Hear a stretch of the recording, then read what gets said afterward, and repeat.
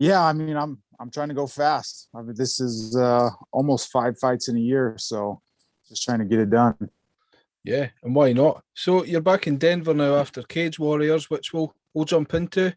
How have you been getting on post fight? Everything good? You've been hanging about, getting anything done? Yeah, everything's good. No injuries. No, not even a scratch. So this is like I'll take 1 week down, 1 week to kind of relax and have some fun, but it's back to it on Monday. Talking about fun, have you got any plans for the cards? We've got a lot of UFC, KSW action, a lot of Bellator going on. Mhm. Anything this weekend you're looking out for? I'll watch because Fedor's fighting tonight, isn't he? Yeah, Yeah, he's so fighting. that's Tim Johnson. Yeah, yeah. So I mean, I'm not sure how exciting it'll be, but anytime Fedor's on, I'll watch him, and then I'll watch the UFC cards tomorrow, see what goes down between Vittori and Costa and all that drama that's been building up. any fights you're looking out for in particular, or is it like myself and most people, it's the Vittori one? But yeah, the Vittori Costa one was going to be interesting already, and now that it's a light heavyweight fight, I pay attention to all the light heavyweight fights. Yeah, without a doubt. So, just you're a fighter. My Mhm. consensus will be probably different from yours based on experience. How do you feel about the overall situation there? Do you think that Costa doesn't miss weight a lot? You know, it's not someone he's done. I think it might even be his first time. Do you think he gets a pass on this, or should he be kind of summoned to the powers that be for the consequences for missing weight to that extent? It's absolutely disgusting. It's he had no intention of making weight. He showed up almost 30 pounds overweight. Yeah. He's looking for an advantage at this point. He's not for like people that don't know, you don't just cut all that weight in a day. No. Vittori had to have at least 3 weeks of cutting weight to be within sweating out to get to 85. And then for Costa to just show up that overweight and then not even make what they agreed to on 195, it's ridiculous. And there should be a harsher punishment than what he's facing. Yeah. I think so. And I think a lot of the scrutiny has come across with the fact that the demeanour that Costa has had Mm-hmm. as he's coming into it, there's not been any. I suppose there's not been any story. There's been a story that's going to be revealed post fight, but at the end of the day, you've got your responsibility in your job, and he's failed to do most, if not all, parts of that. So I just wanted to get your agenda on it as a fighter. Who have you got winning? You, you know, I hate to say, before all this nonsense, I had Costa winning. I think he is the more skilled fighter, but now I don't want him to win. Yeah, And if he goes out there and knocks Vittoria out in one round, no one remembers this stuff 3 months from now. A W goes on his record. There's no asterisk, anything like that. So yeah. something definitely needs to be done with how this weight stuff's being handled.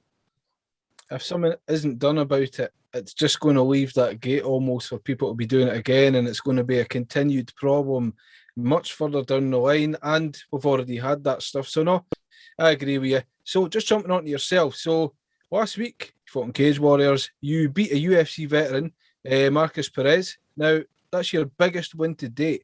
How does it feel beating someone of that caliber? No disrespect to people that you fought before, but Perez has been in there with a lot of killers, a lot of people who the consensus is that the UFC is the top tier. How do you feel beating someone of that caliber at this stage of your career? You know, it just proves to me what I already thought about myself.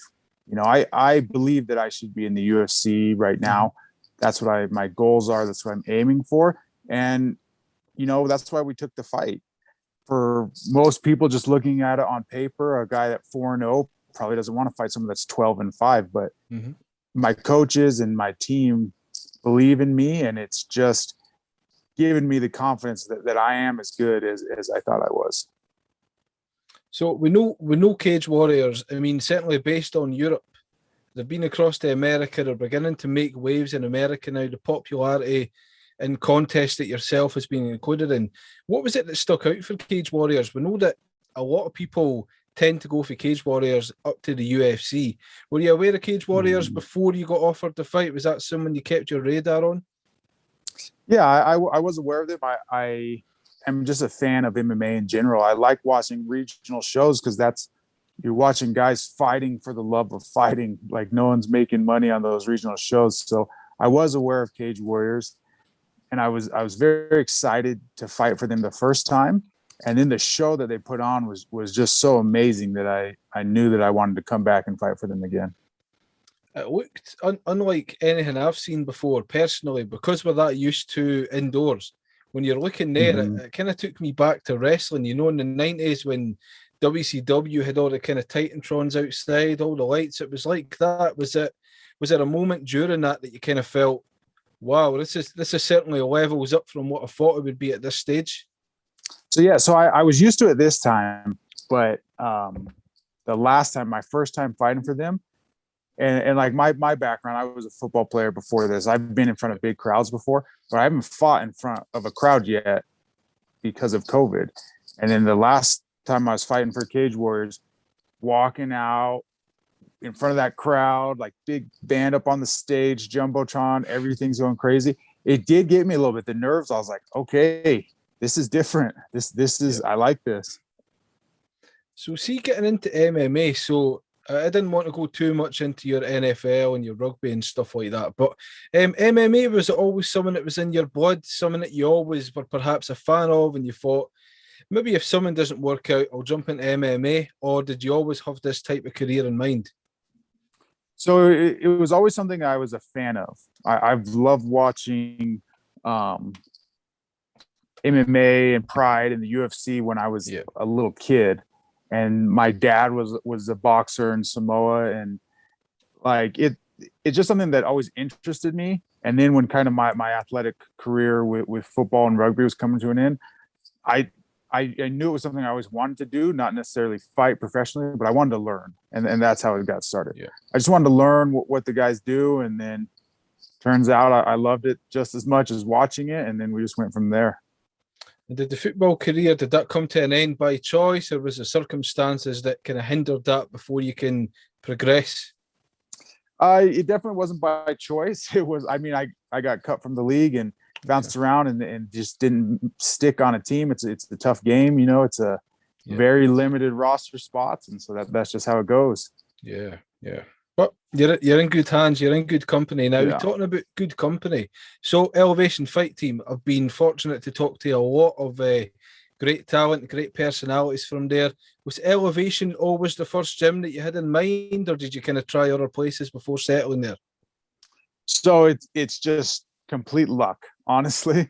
I went to Easton Training Center to do jujitsu because it was the closest gym to my house, and that's literally the only reason why.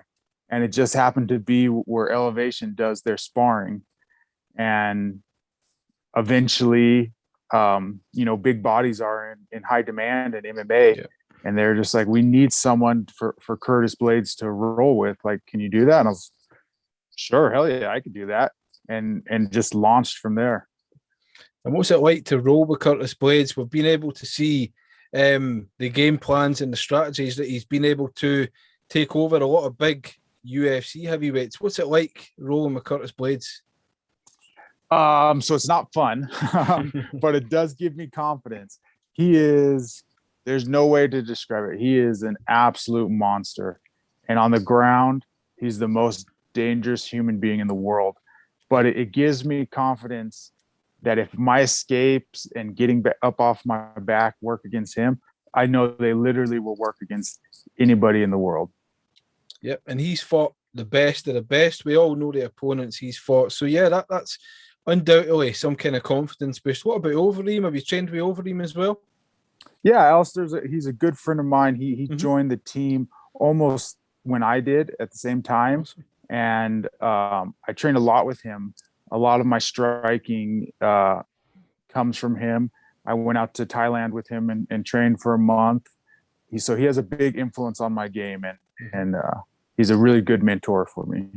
Yeah, you're surrounded by really great people across the board, which is amazing. You had a chance to find out about Corey Sandhagen. Have you spoke to Corey about the next stage of his career? He's got a lot coming up. So I talked to him a lot. We are very far apart in weight classes, so we don't necessarily train together as much. Yeah. But he's someone that I'm just a fan of. Like we're obviously friends and teammates, but just watching him fight is amazing. And I'm so stoked that he got this opportunity, fight for this interim belt and kind of set things right after that skid against TJ. Yeah, without a doubt. So at this stage of your careers, you're still in your early 30s. And as we've seen, you've amassed a great record and a lot of big plans on the horizon. Are you looking at the UFC? Have you got anywhere else? Are you looking at PFL, Bellator, or is the UFC that kind of main goal? It's like, I need to get to the UFC. Has that always been on the horizon for you? So the UFC is my main goal. Yeah. I'm not saying that I would turn down any type of contract if someone Awesome. came with a contract that was the money that I could just basically fight my days out as a pure fighter. I wouldn't turn down anything like that, but there's no reason to not start with shooting for the UFC.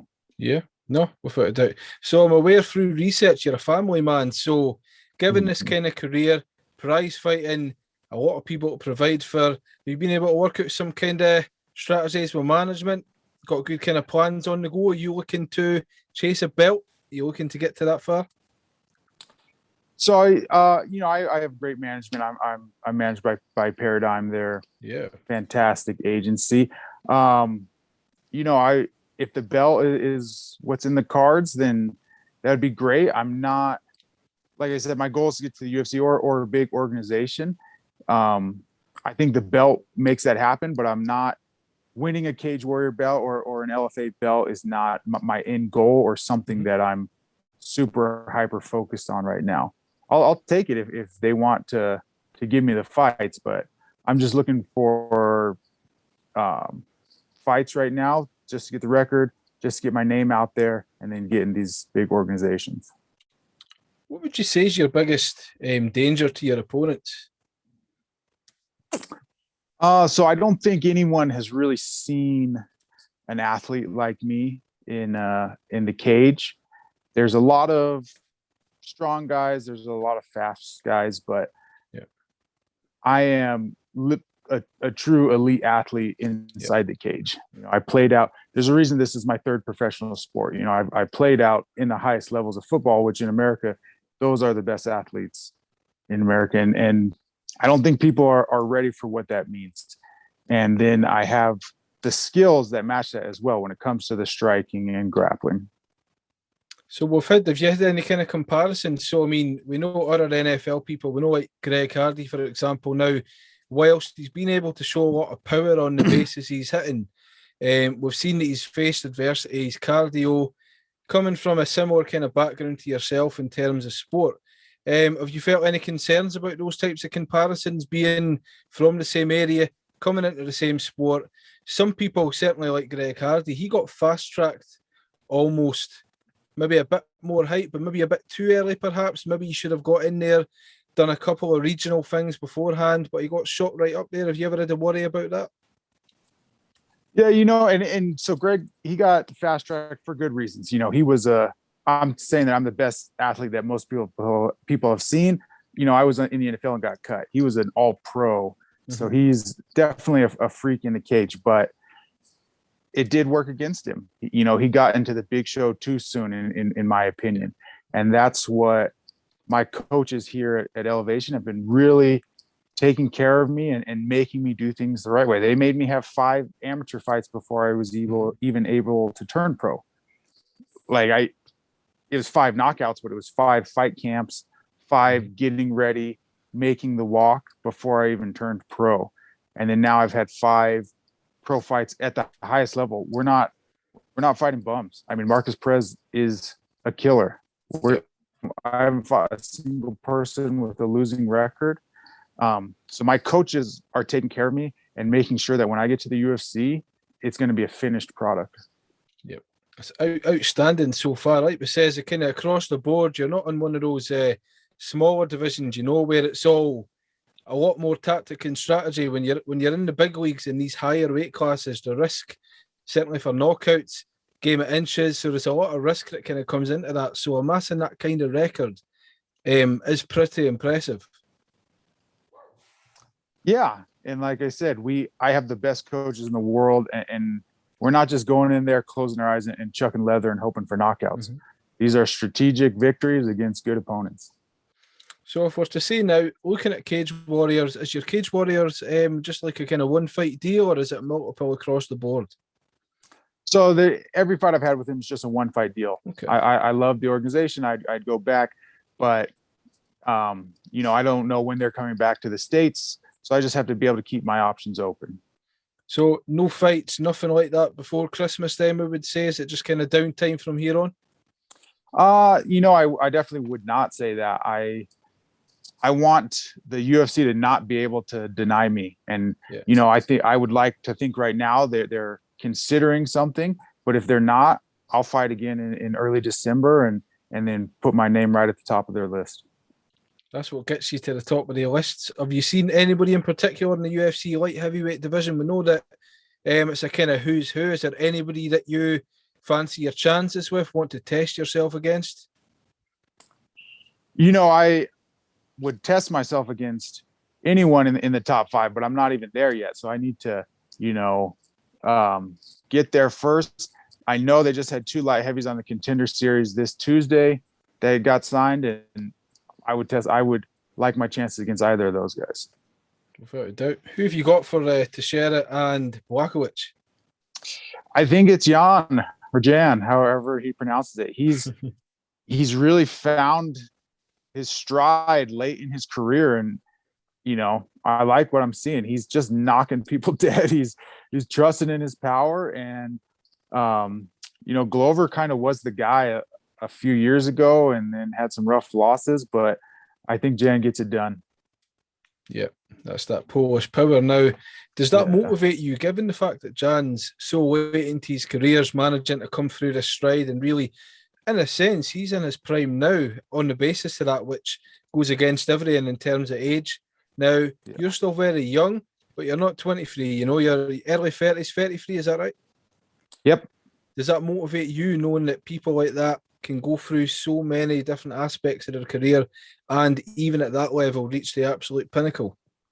It does. It absolutely does. Guys like Jan, guys like Yoel Romero doing it late into their late 30s and peaking, it does motivate me. And in these heavier weight divisions, especially a heavyweight, but light heavyweight as well, it's not the young guys that are just running everything. It's the older, more seasoned vets that still have that power. And that's what I'm looking to do. Yeah, without a doubt. Now, just looking into stuff just now, what kind of Zac Pauga could we expect the next time? So you faced adversity in your previous Cage Warriors fights. However, you've came on top. You've demonstrated a lot of skills in your arsenal. Got a very vicious ground and pound as well. What could we expect next time we see you that we perhaps have not yet seen? So, you know, I'm very critical of myself, and the only issue I see in my own game that I could see people hold against me is that I haven't been finishing guys. So that is the emphasis that I'm putting on everything that I do going forward here. Finishing people, getting people to the ground and pound, knocking people out on the feet. So that's my plan going forward. Awesome. Before we go, where can fans follow your journey? Where can we understand more about your past and your present and follow that journey you're on? So it's Zac Pauga, ZACPAUGA, and it's just that on all social media. I think I'm the only Zac Pauga on planet Earth. So, you know, find me on social media, Instagram, Twitter, Facebook. Yeah, without a doubt. Have you got any merch, any kind of merch that you can rep? Just let people grab some merch? Not yet. We're working on it with Paradigm, getting it out there, but it's not ready yet. Awesome. That's fine. I appreciate you taking time to come on this afternoon.